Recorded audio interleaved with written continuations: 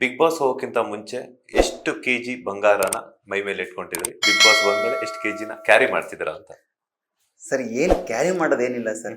ಹೊರಗಡೆ ಹೋಗ್ಬೇಕಾದ್ರೂ ನಾನು ಹೇಗಿದ್ದೆ ಹಾಗೇ ಇದ್ದೆ. ಹೊರಗಡೆ ಬಂದ್ಮೇಲೂ ಹಾಗೇ ಇದ್ದೀನಿ ಸರ್. ಒಳಗಡೆ ಹೋಗ್ಬೇಕಾದ್ರೆ ಆ ಕ್ಷಣಕ್ಕೆ ಅಲ್ಲಿ ಹಾಕೊಂಡಿದ್ದುಂಟು. ಅದಕ್ಕಿಂತ ಮುಂಚೆನೂ ನಾನು ಸಿಂಪಲ್ ಜೀವನನೇ ಮಾಡ್ತಿದ್ದೆ ಸರ್. ಅವರು ತಂಡದ ಒಂದು ಅಪೇಕ್ಷೆ ಇತ್ತು, ಹಾಗೆ ಹೋಗ್ಬೇಕು ಅಂತ, ಅದಕ್ಕೆ ಆ ಥರ ಹೋಗಿದ್ದೆ ಸರ್. ಅಲ್ಲ, ಎಷ್ಟು ಕೆಜಿ ಕ್ಯಾರಿ ಮಾಡ್ತಿದ್ರಿ ಅಂತ? ಏನೋ ಮಾಡ್ತಿದ್ದೆ ಸರ್, ಒಂದು ಸಮ್ ಇದರಲ್ಲಿ ಮಾಡ್ತಿದ್ದೆ. ಬಿಟ್ಕೊಡ್ತಿಲ್ಲ ಸೀಕ್ರೆಟ್ನ?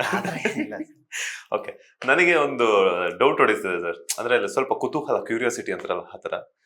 ನಿಮಗೆ ಇಷ್ಟೊಂದು ಗೋಲ್ಡ್ ಮೇಲೆ ಕ್ರೇಜ್ ಇರ್ಬೇಕಾದ್ರೆ ನಿಮ್ಮ ವೈಫ್ಗೆ ಇನ್ನೆಷ್ಟು ಕ್ರೇಜ್ ಇರಬಾರ್ದು ಅಂತ? ಇಲ್ಲ ಸರ್, ಹಂಗೇನಾ? ಏನೂ ಇಲ್ಲ ಸರ್. ಅದು ಅವರು ಅದರಲ್ಲೆಲ್ಲ ಆಸೆ ಪಡೋವಂಥವ್ರು ಅಲ್ವೇ ಅಲ್ಲ ಸರ್.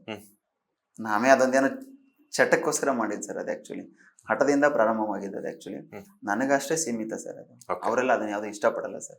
ಮನೆಯವ್ರೇನ್ ಕೇಳಲ್ವಾ ಇಷ್ಟೊಂದೆಲ್ಲ ಹಾಕೊಂಡು ಹೋಗ್ಬೇಡಿ, ದೃಷ್ಟಿ ಆಗುತ್ತೆ? ಯಾಕಂತಂದ್ರೆ ನಮ್ಮ ತಾಯಂದ್ರಿಗಾಗಿರ್ಬೋದು, ಹೆಂಡತಿಗಾಗಿರ್ಬೋದು, ಮನೆಯಲ್ಲಿ ಸ್ವಲ್ಪ ಈ ತರ ಎಲ್ಲ ಹಾಕೊಂಡು ದೃಷ್ಟಿ ತಾಗುತ್ತೆ ಅನ್ನುವಂತ ಕೆಲವೊಂದು ವಿಚಾರಗಳಿರ್ತದೆ.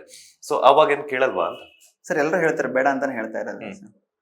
ಬಟ್ ಅದನ್ನ ನಾನು ಬಿಡು, ಅವ್ರು ಹೇಳ್ತಾರೆ ಮಾಡ್ತಾರೆ ಅಂತ ಅನ್ಕೊಂಡಿದ್ದೆ.